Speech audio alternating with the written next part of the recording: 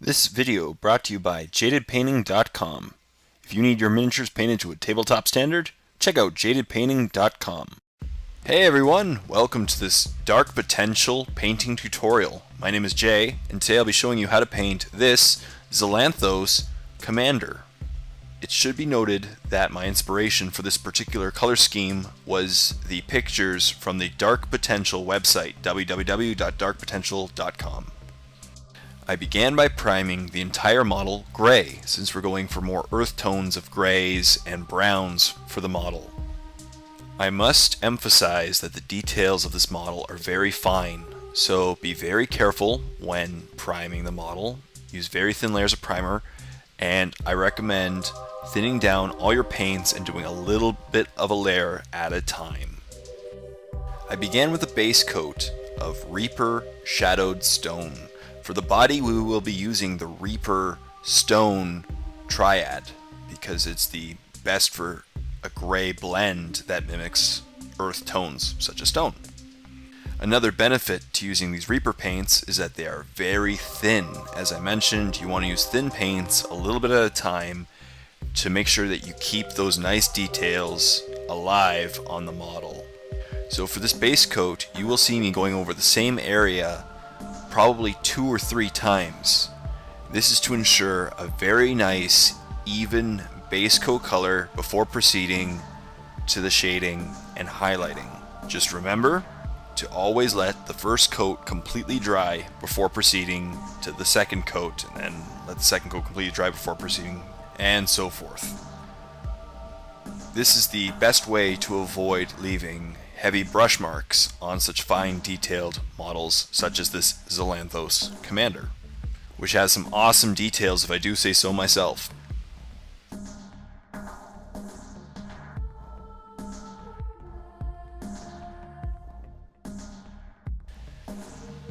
I know in the end the gun will be a slightly different color than the body, but it will just be a slight differentiation, so give the entire model, including the gun, the same base coat of shadowed stone.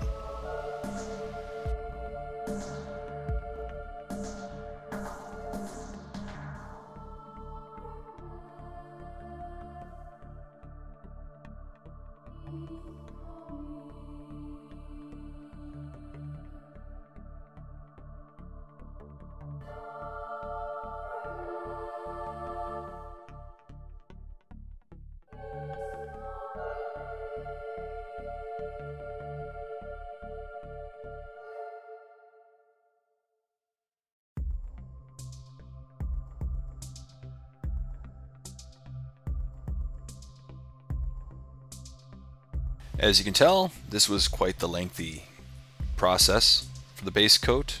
As I said, it took 2 to 3 quick, thin coats of shadowed stone to get the really nice, even base coat that we need to continue.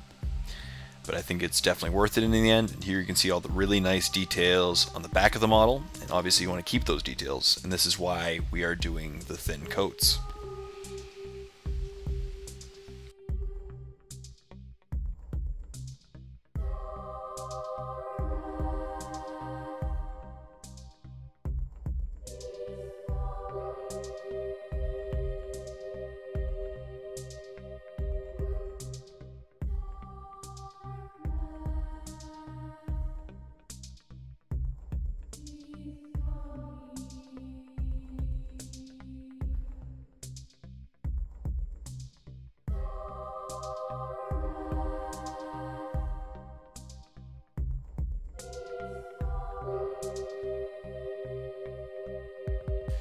And now that the base coat is all done and even, it is next time to shade the model. So for shading, I used a watered down, so approximately a 1-to-1 mix of Nuln Oil to water. And using this watered down Nuln Oil, I shaded the entire model. The purpose of this shade is to obviously get into all the recesses, provide some really nice variation in color, and give the model a lot of definition. With a color like gray, it could be very difficult to see the recesses unless you shade them with a product like non-oil.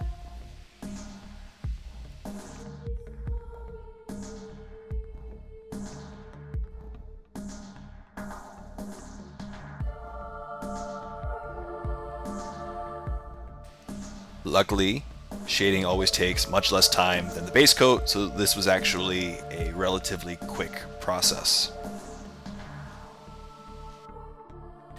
If after a single shading you are unhappy with the depth of color, feel free to do a second shading of non-oil, though I do recommend, as before, letting the first shade completely dry before proceeding to the next one.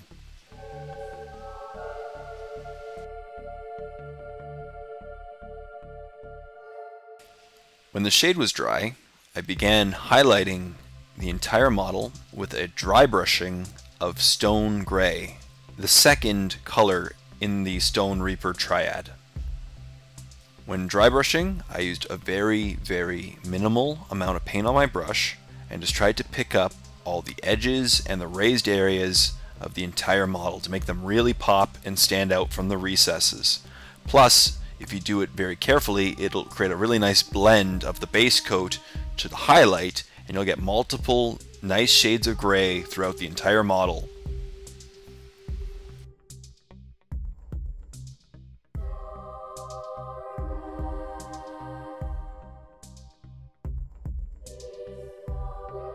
A tip for knowing where to dry brush is looking at where your light source, so usually your lamp or lights, are hitting the model and focusing on those areas of the model. This would make sense since these are the areas light would hitting, they would also appear the lightest to the eyes and whoever's looking at the model from a distance. So as you can see, the really nice edge details are now being brought out in the back, especially along his spine.